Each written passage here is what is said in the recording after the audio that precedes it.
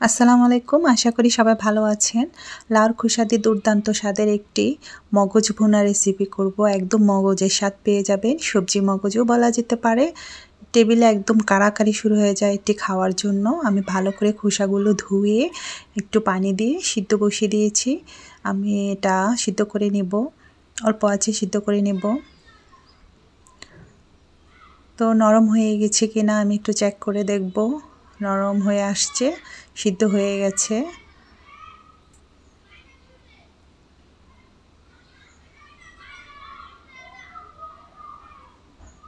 এখন আমি এগুলো ব্লেন্ডারে ব্লেন্ড করে নেব। চাইলে শিলপাটাও বাটা যাবে। একটা পেস্ট তৈরি করতে হবে, পেস্ট তৈরি করে নেব। সুন্দর একটা পেস্ট হয়ে গেছে, শিলপাটাও এমন সুন্দর হবে।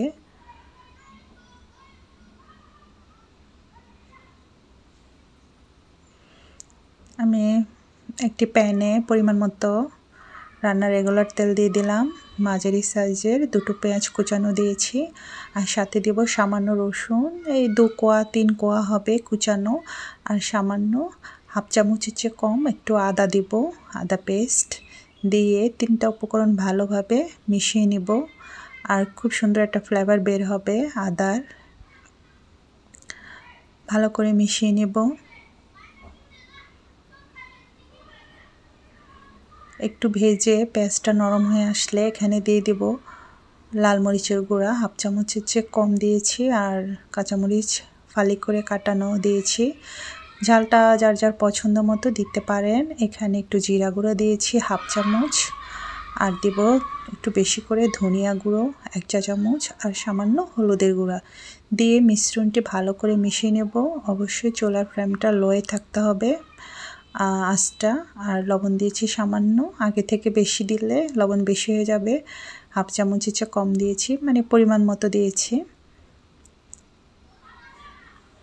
একটু পানি দিয়ে একটু কষিয়ে নেব মশলাটা ভালো করে।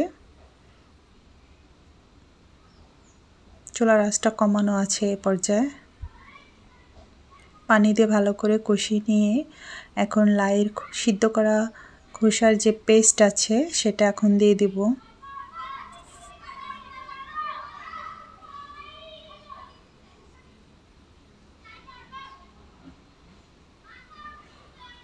খুবই টেস্ট হয় রেসিপিটা, বাসা অবশ্যই তৈরি করে ট্রাই করে দেখবেন।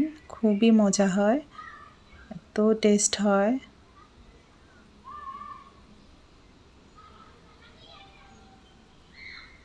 বিশেষ করে ছোট বাচ্চারা তো খেতে একদম কি বলবো কাড়াকাড়ি শুরু করে দেয়, বুঝতেই পারে না। এটা একদম মগজের একটা স্বাদ চলে আসে। এ পর্যায়ে আমি একটা ডিম দিয়ে দিয়েছি। ডিমটা না দিলেও এটা টেস্ট হয়, আর ডিম দিলে আরও অনেক বেশি টেস্ট বেড়ে যায়। আমি মাঝখানে একটু ভালো করে ডিমটা গুটিয়ে নিয়ে মিশ্রণটির সাথে ভালো করে মিশিয়ে নিয়েছি। দর্শক বন্ধুরা, যদি ভিডিওটি ভালো লাগে একটা লাইক দিয়ে দেখে নেবেন, আর চ্যানেলটি সাবস্ক্রাইব করে আমার পাশে থাকবেন।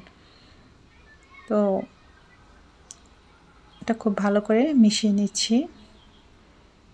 বেশি সময় লাগবে না, রান্নাটা করতে আমার 10 মিনিট লেগেছে, অল্প আঁচে করেছি। রেডি হয়ে গেল মজাদার সুস্বাদু টেস্টি রেসিপিটি। আপনারা সবাই ভালো থাকবেন, সুস্থ থাকবেন। আল্লাহ হাফেজ, আসসালামু আলাইকুম।